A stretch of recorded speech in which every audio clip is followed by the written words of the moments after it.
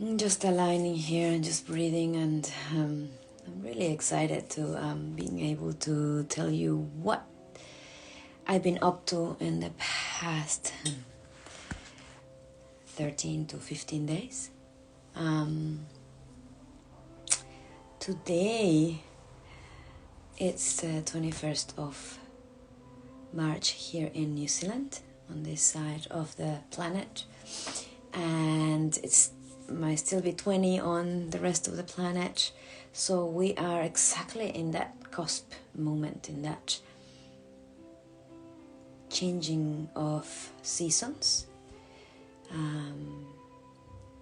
Equinoxes are always interesting portals because we are also changing elements. So if we look at it from the astrological point of view, from the fish to the ram,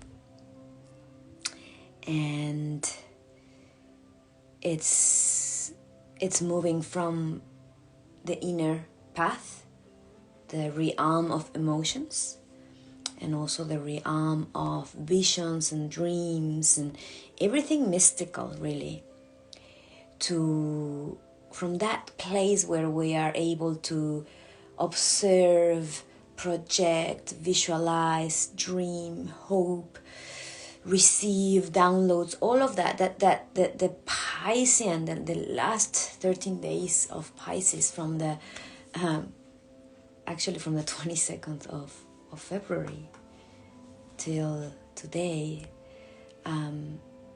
it's been such a ride, such waves. So before I move to Aries and what will bring to us and the ceremony we did yesterday for the new year, the Mixteca New Year,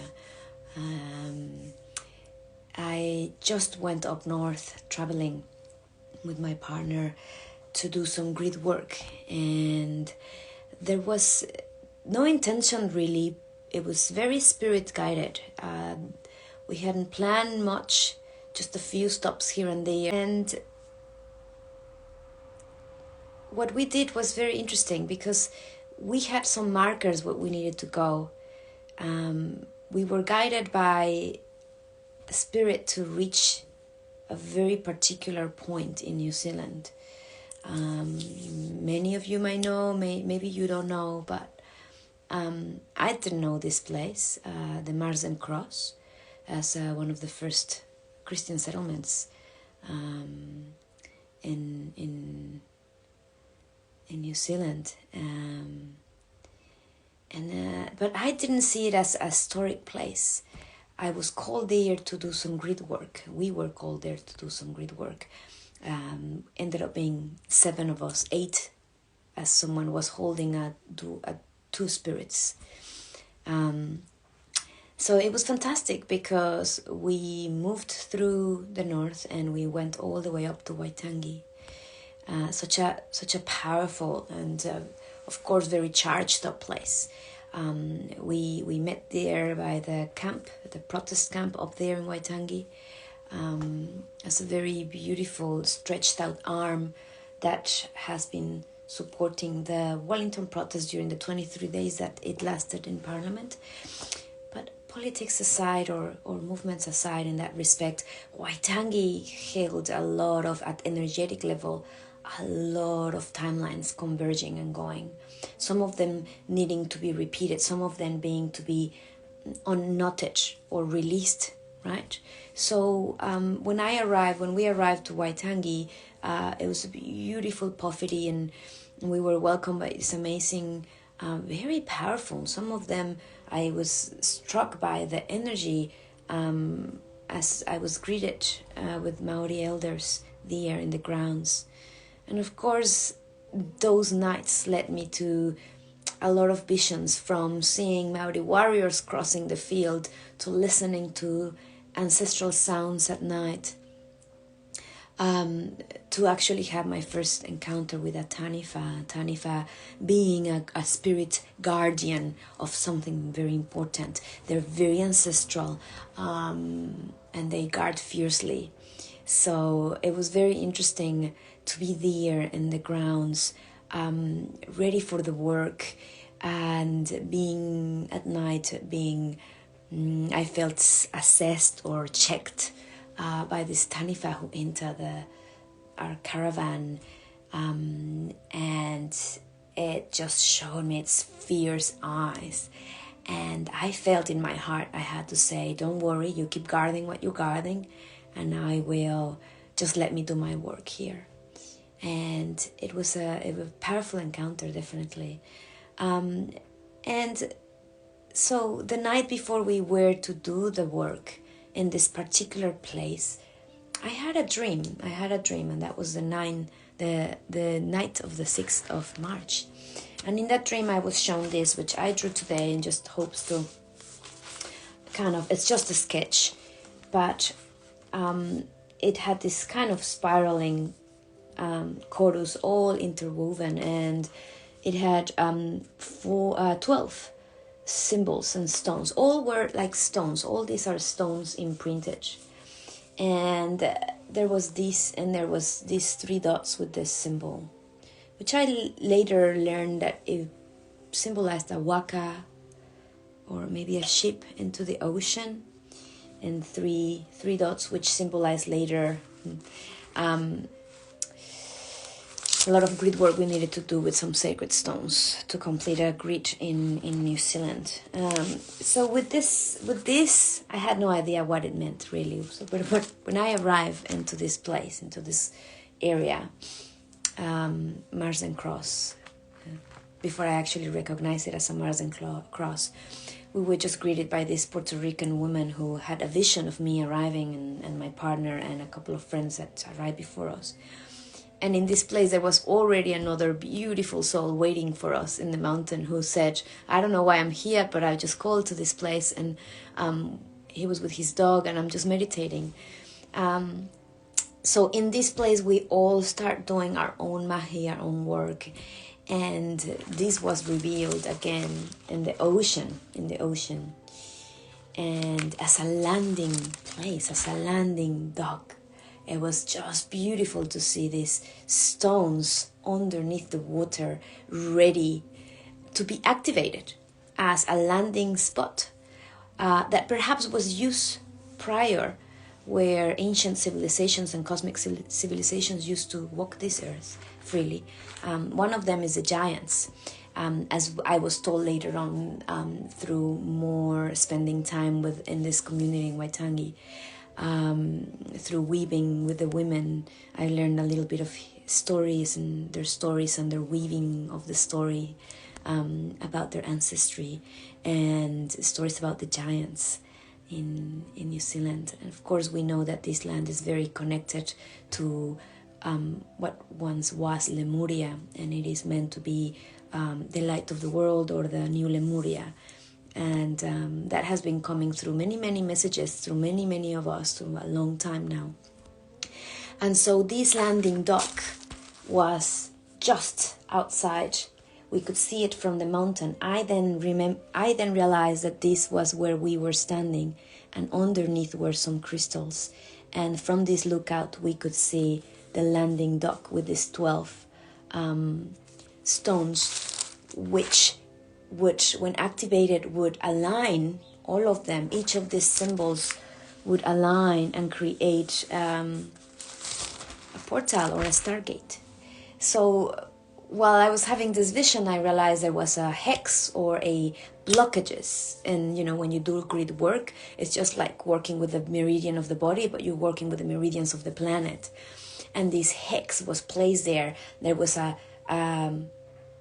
cross, a Christian cross, perhaps older than that. It could have been Celtic, but it wasn't very obvious. But it was there, and it was blocking the entrance of what once was the ocean coming into the land. But not only the ocean, the energy flowing from the landing dock into New Zealand. Through that particular point. It was a mason work, so we knew we had to return on the 9th of March, and release that energy, open that place, the portal, so that that landing dock would be restored. And so that was a very potent work. And I know that the Tanifa that came to check me out or assess me out, just what are you doing, was the guardian of that place as well. So this is where it gets interesting, because once we did this ceremony with the 8 of us, whole 7 of us, all from different nations actually, but one of them a direct lineage with Maori people and ancestry.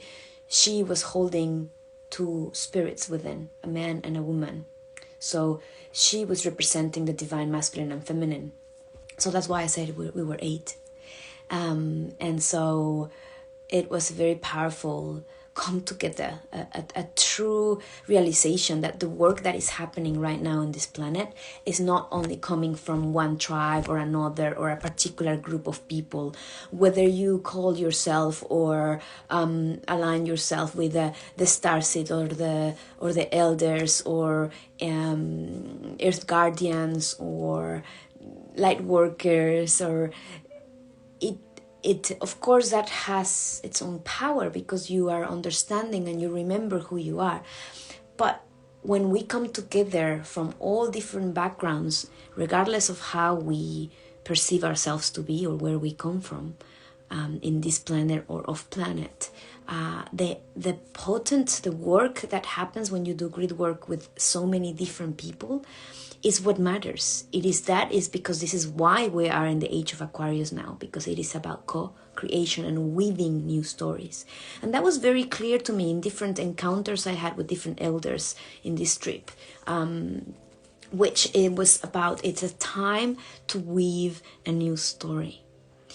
And that doesn't mean grab the old story and just shred it or destroy it. Some of it is very old and some of it needs to be reworked, maybe those strands removed, and put more or new threads to weave a new story.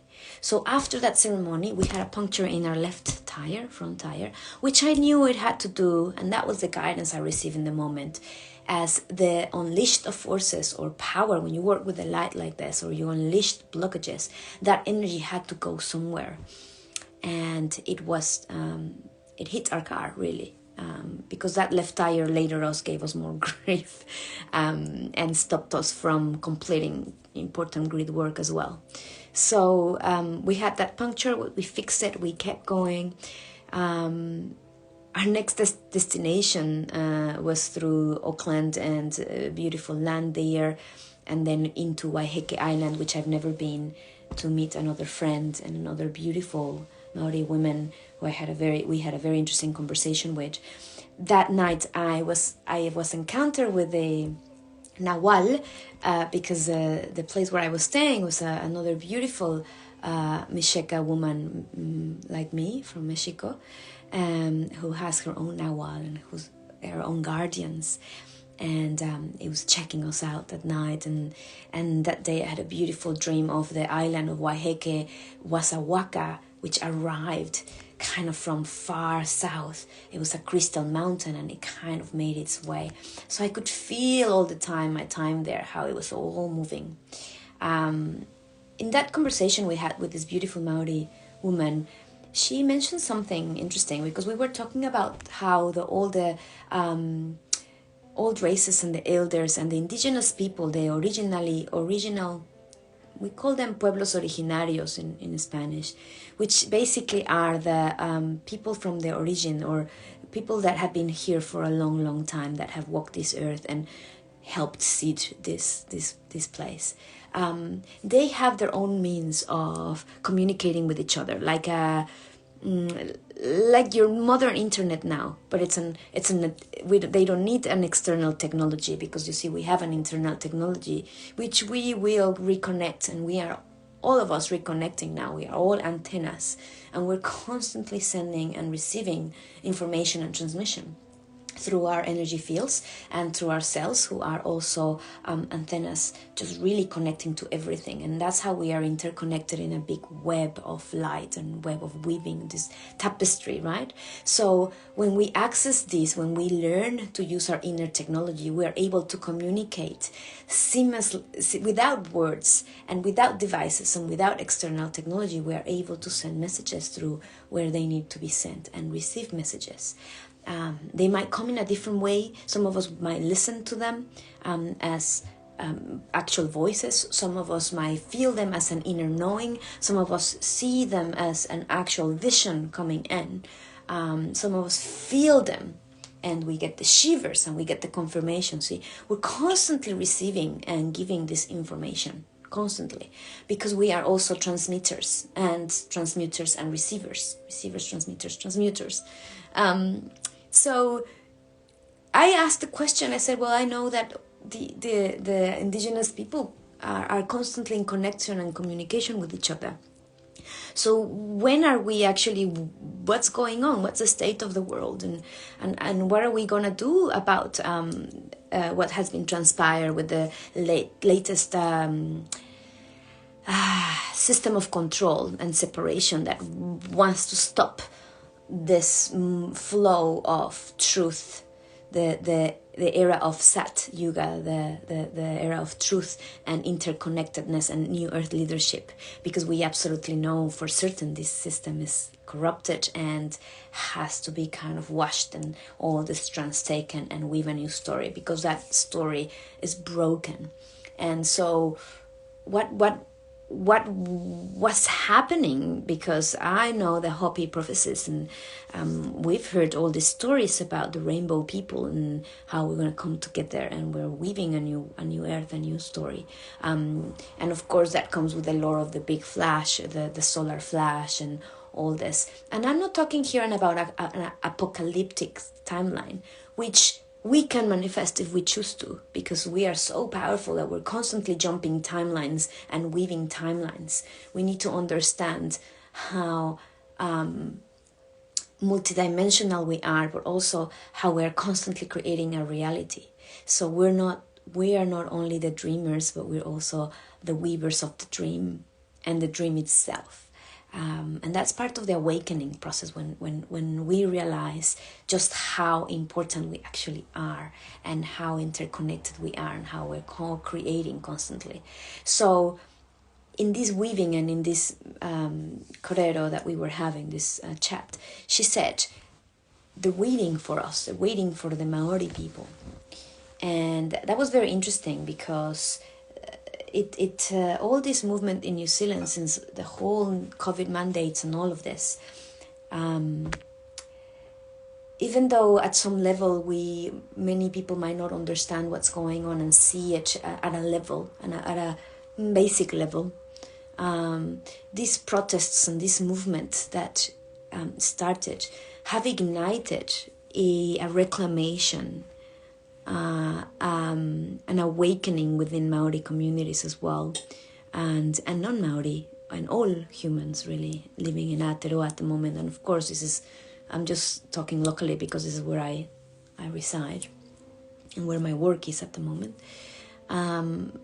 But it's awakened a lot of people that were not seeing and were not with the realization of what was going on and why this land needed to be worked on and reclaimed from the corporation and from, you can call it spells, programs of colonization, but not only colonization at a classic view of colonization, but consciousness colonization. We have all been, our consciousness have been colonized in one way or the other, so that we have forgotten our true identity or our truth. So this was very interesting to me, because I, coming from Mexico, and I've already grew up in an environment where, and I was part of the movement, the Zapatista movement, where already the indigenous people in Mexico have already awakened, had already walked the land, had already planted the seeds, and they've been doing this work for 30, 40 years now.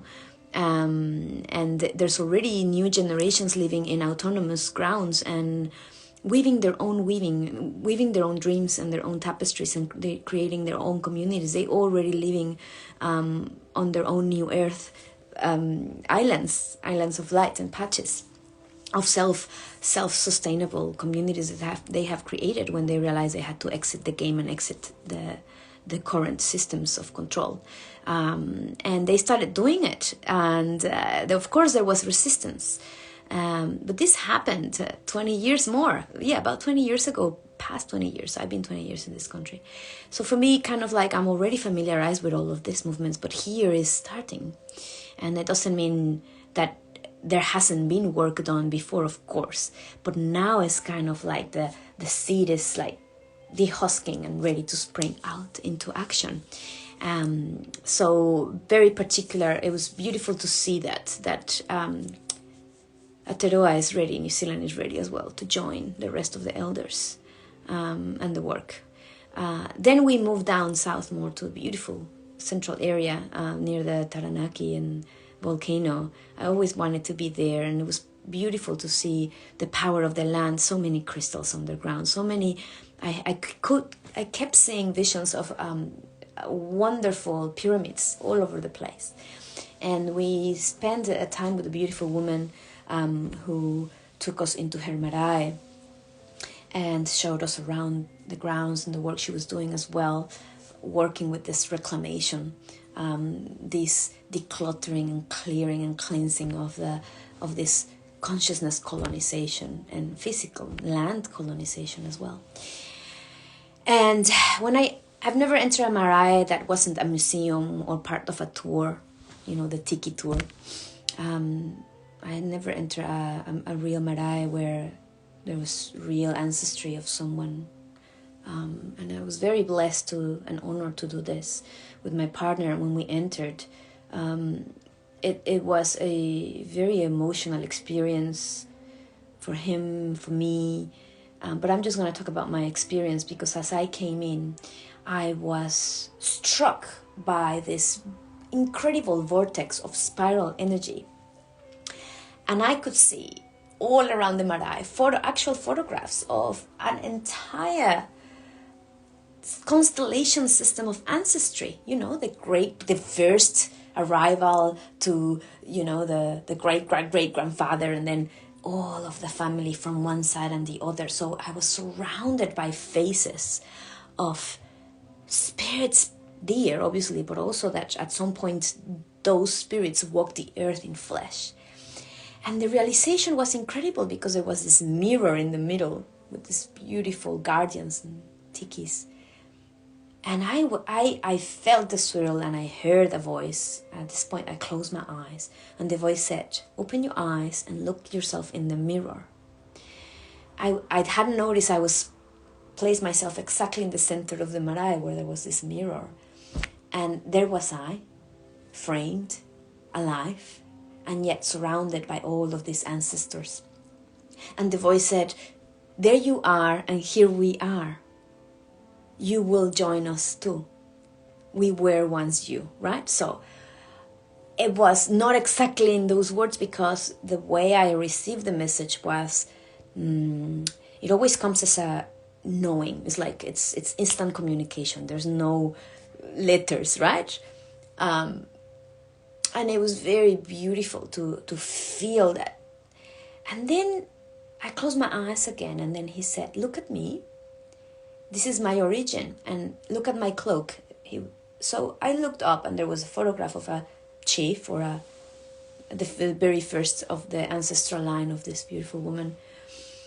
And he had a cloak, and in that cloak there was a face, and it looked like an ET, like an alien face, just a cosmic. It was a triangular with two big eyes, very simple, like if someone would have drawn that into the cloak, but it was just manifested there in the photograph. And he was showing that to me, and he mentioned Tepati, and then he showed me the face that on Mars. It was just all these really interesting just visions. Later on, of course, confirmation came of Tepati being a place in Tahiti where he came from. That also a strong line of Maori came from Sumeria or Mesopotamia. And there's all these Sumerian artifacts in Mars, so there's all of this correlation. I'll write about it because I don't want to bore you anymore, but I just found it incredible. Outside this marae there were all these stones as well that needed to be activated, part of the work, the grid work. And the importance of activating these nodes and these ancient sites is not just, like, we need to understand that all the ceremonies that we've read about or learned or heard or seen from ancestral lineages and pueblos originarios, the elders, I call them, or the ancient races, they weren't just doing that because they were bored or they needed to release their own timelines. Sometimes ceremonies for that too, of course. But they knew how the earth as a body, as an energetic body, worked and was interconnected, creating a template, a technology. Hence why this was very important as well, because if we understand that all of these are knots or bolts and nuts of a machine, and one of them is broken, this whole thing is not going to work. So we need to activate each of them, right? Like a car, you have to have all your wheels aligned and ready, so that the technology works. And in saying that, on the way out of that place, we had to stop again, and we were stopped twice. The first time was a bird before arriving to the location on the marae, which just crashed into our left tire. It just went for it, a big one, and I felt it was a warning to stop, and yet we didn't listen to it. How many times we have signs like that and we don't stop? And the second time was getting out of the marae, and we were detoured by Google Maps. And then when we got out of that detour, another bird crashed into the front of our car on the left side as well. And that's when we pretty much stopped and looked, and our tire was only being held by 2 bolts instead of the 6 of the wheel. We were only held by 2, and we were towing a caravan. So that was a very, wow, like, okay, thank you for the 2 birds that I guess warned us with their lives, and understanding also how we needed to stop and we couldn't continue. We were delayed for 2 days, which meant we couldn't continue our Gridwork to the competition that we were wanting to do, but we will keep going. Because sometimes when the work is very important like this, especially doing Gridwork, yes, we need to understand that there's forces that will resist you. And that's how it is. Sometimes those forces can be internal, can be ours, manifested outward. And sometimes they're not ours. They're actually of the land. Some forces that do not want this technology to be reconnected, because it means empowerment. It means powering and accessing new energy that we've never seen before. So very exciting times, because for me, every time I do Gridwork and I encounter resistance, for me it means I'm in the right path. Otherwise, there would be no resistance. So that was that particular trip, and this will turn into a proper code, I know, as I work with different light code activations. Numerology is very important. I like to check on all the numbers I see that come to me, and this ended up in a number 9, such a beautiful 9, the 639. It's such a pattern of the new, as well of the new templates that we are in the Cathara grid now. Not the Metatronic grid, but the Cathara, which works with the number 9 now. So that leads us to this particular equinox energies. In the Mixteca tradition and the Wisharika, which is also part of my ancestry, we have this beautiful Ojo de Dios, which honor the 4 corners, the 4 elements, the corners of the world. Of course, all of it, there's a lot of symbolism, but we build this for ceremony, but also for protection for our homes. And so the year that started for the Mexica yesterday is the year of the wild rabbit, the Tentochtli.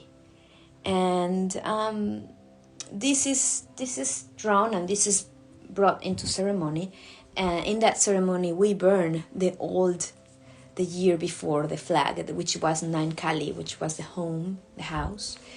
And it was very interesting because we've all felt in the last probably 3 months, especially in New Zealand, how we have been more separated from the rest and in a way prompted, maybe forced, maybe led to go within, get into our homes, find what's important and work with our bodies being our temples, maybe through disease and imbalance, or maybe through just an inner journey that we needed to take. So now we are prompted to get out into the field as a wild rabbit, with curiosity, with resilience, with discernment, with caution, because rabbits are not all outgoing and social. They wait, they go at night, they gather what they need to do, they do one step at a time, they take their time, they gather their tools. You gather your skills, your power, you bring it back to your cave or your home, your body, and you plan ahead, right? You plan, you're ready, right? You're creating, you're looking for fertile soil. So it's not going out there full on with your entire plan. It's more this whole year, still the energy is to start moving into actual action. No more waiting, no more hiding, no more staying inside. It's in, out, one step at a time, finding, looking, searching, assessing, coming back. So we're moving now into Aries, into the energy of fire, action, the wheel, to start spinning out of the dream world. The dream world was a great opportunity to understand what we're weaving. It's like planning the design or feeling the design. And now we're going to start weaving new stories. So this is what the energies are moving towards for us, for the collective. Astrologically, of course, very interesting because we have obviously the sun moving from Pisces to Aries, but we have many planetary positions in Aquarius now, finally. Venus, Mars, Saturn are now doing a triad in Aquarius, in the sign of humanity, of collectiveness, of social working, team working. So both our feminine and masculine energies, our flow and our direction, are in Aquarius, just like with Juno and Vesta. And Juno is the energy of the home, the domestic person, to create new environments and finding new ways of living. And Vesta being the archetype of the harem, the sensuality, but also inviting others into play with you, into exploration with you. So it is time to start really honestly, not talking about it anymore, about community living or if only we had land, now we can do this. It's really about starting to create, even if it's in small steps, connections, opening new seeds to start actually creating now that vision and that dream. It is the opportunity now. The moon has moved from Libra, the relationships, the air sign, into Scorpio now. Of course, we had a beautiful full moon in Virgo, which was such a potent moon. If you felt it, I felt it. In my case, how I felt it was like pure inner peace. Very, very motherly, very a container, a vessel of love, really, of no matter where you are in your path, no matter how unworthy you might feel at times, the vessel is there for you. And I felt it like that. I love you too, Mona. So now the moon moves into Scorpio, and Scorpio again a water sign, but also a sign of regeneration of the eagle, the bigger view. So the fire Aries and the Scorpio, the ram and the eagle together in the next 2 to 3 days, right, before the moon changes. So we have that happen, and of course we have Jupiter, Neptune and Mercury all in Pisces. So it means that our vision, we are still able to communicate it very clearly now. We have the opportunity right now to really place into words, before the action, words, very clear understanding of what is our vision. Yeah, and that's the Jupiterian and the Mercury aligning there. And the Neptunian is always going to be that dream world, that lushness, that things that we do not understand, that we constantly dream and feel and navigate. So that's also the magic and the mystery and the miracle. So we are miracle makers. One thing we need to understand, and I know some of you who are listening to me who have been in this path with me, and some of you who have been in this human path for a long time too. Some of you might be not in human form, you're still very young, but you're in spirit, you understand what I'm saying as well. It's time to create the miracles, because we are the miracle. And we really need to understand this. You are the miracle. You are the miracle worker. There is nothing that you cannot do. Nothing that you cannot dream into reality. And that's your true power. Whatever you're going through right now is just an opportunity for you to realize the miracle maker you are. And that is a message that I really want to portray, because it's coming to me very strongly. Ariana etushti mahare, ekwaya ahanaya tekayana, imayara asasa tekwaye, ayawa e nanana tekiana, mareana shtiawa ekwaya hereana ya sesena, na eana e nameyana, a waya eko nahe tekiani, ianashtia la ewayasa, areana heana kiti. I amayarana yateka.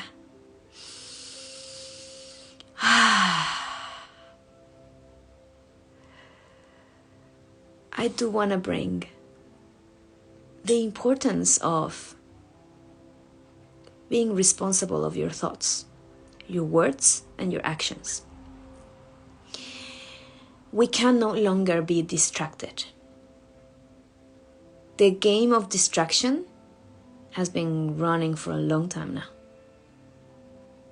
And while might be fun for some to just be like a ping pong ball back and forth around with no direction, just being played by unknown forces, it's time now that we grow up and we do not get distracted, because we are the ones that need to lead this, and we are needed now. Now it's 2022, people. We have few years before everything is going to really being activated. And for that energy, when it comes into the planet, the way it's going to come, to 2025 I have, but I don't like to give dates much. When that energy comes into the planet, we gotta be ready. Our technology has to be ready. We need to be aligned with it. And whoever is aligned with it will move through it.